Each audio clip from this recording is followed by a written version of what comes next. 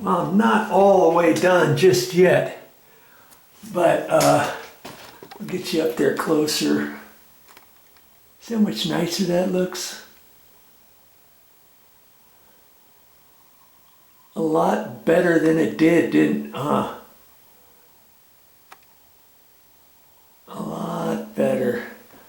Let me do a once over on it too before I get done. But see, even this edge here, this is what I wanted to show you. I'll show you what it looked like. See, I got to go from here down. But see that edge there? Where when you look at it this way, you don't see any grout edge. Now look up above that. See, that's how you want it. See how nice that is right in there?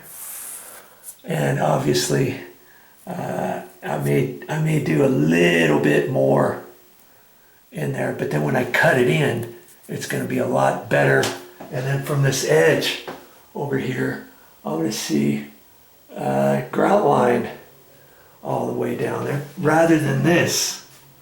See, if I left that and painted over the top of that, it's just going to build up and it's just going to look worse. So you be the judge how well you want your project to look, okay? All right, I'm still cleaning away, and this is all I've been using, a little dinky screwdriver. And see, this putty knife years ago, it used to be straight. Now look at it. It's just one of those cheapo flexible ones. And that gets right on in there. And then this works good too. My sponge with the scouring pad on one side. And then my good old simple green. I spray that on there first. I've got it saturated right now. This is all wet down there.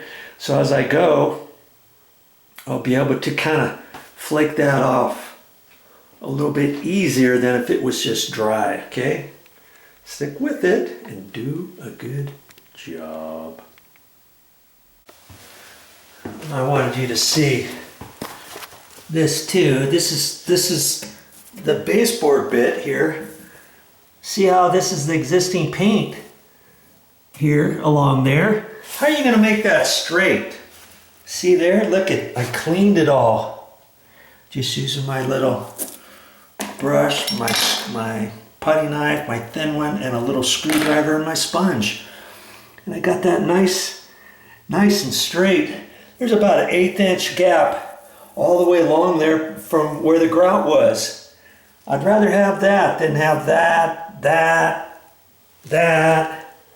and this stuff along here, see? And so I'll just keep going along, and I've got a nice straight edge down there by the toilet, down over there. I even did that little bit right there. And see how this piece here now looks pretty straight, doesn't it? That looks a lot better than it did. And see right there is, that's sheetrock mud, and there's nothing I can do about that. But you see, it looks pretty straight though, you know.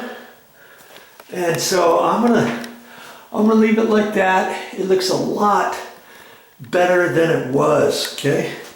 And I did a little bit up there. This looked pretty straight, but you know, I can get that with my putty knife nice and straight, a lot better. This one actually doesn't look too bad, but I'm going to do a once over on that when I get done with that. You know, do a good job and your paint job will come out looking like a pro. Do you think a professional, if a professional came in here to this bathroom, do you think he'd leave all this stuff and just paint over it and not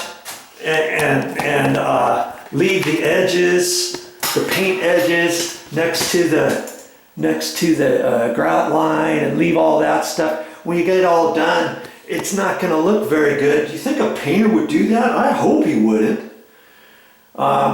If he does, then that's not the type of painter I want on my job. In fact, hey, I'm not paying a painter to do something I can do on my own. That's why I'm showing you these videos. If an average Joe like me can do it, so can you. Back at it till I get this done. Okay, I got all that along there, made it just a little bit better. And you know, this thing works really good, Costco. And it's a 3-step ladder. It's got the wide rungs. It's got the long bar up at the top. And I can actually fit that into the tub and go both directions. And I can go halfway in and out, halfway in and out. Whatever you got to do to get up there, because it's so awkward to do that. And I would encourage you, remind you, try not to step on your toilet seat. I know it's easy, it's right there, but you're liable to break it. I've seen that happen quite a few different times. Okay, so now I've got all that stuff wiped up. I even actually wiped the floor again because it's such a small bathroom. And then I put some simple green in here, put some hot water in there. See, I don't have very much in there. I'm going to use that with some sponges, and I'm just going to wipe down everything, the ceiling, the walls, and all that. And then I'll start letting it dry. By the time I get done behind the door and stuff, then I'll go back with some fresh water and rinse it down with a sponge and take some of the simple green off. Okay, and that's a good way to do it. I'm not gonna worry about behind the mirror. I'm gonna go around that the best I can. I could take the mirror off. It's not very hard. It's just like a U-shaped deal on there.